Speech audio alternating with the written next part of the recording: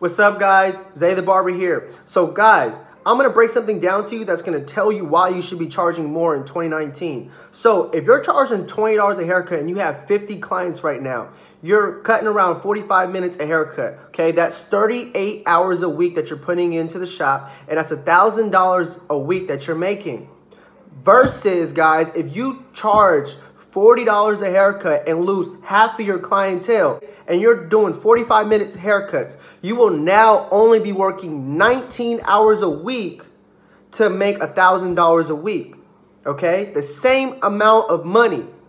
But what you do is that you now starting to work 2 times less, okay? You have 19 hours left over from what you used to work.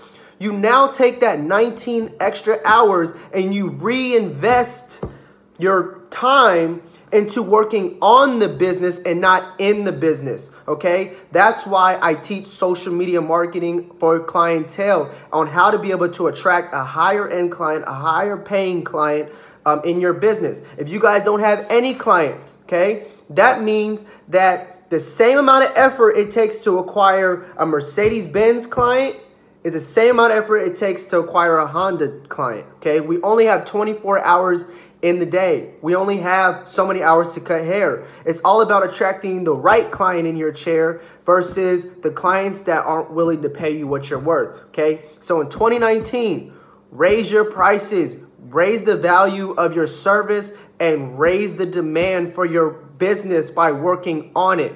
So guys, click the link in my bio. You guys can access a free web class. You guys can enroll in my 8-week masterclass social media program where I'm actually giving my expertise in my coaching, or you guys can click and get a free strategy call and actually talk with me on how I can help grow your business. Whether you guys are a barber, stylist, or cosmetologist, again, work on your business and not in your business. That's the goal for 2019. I hope you guys enjoyed this video. Have a good one.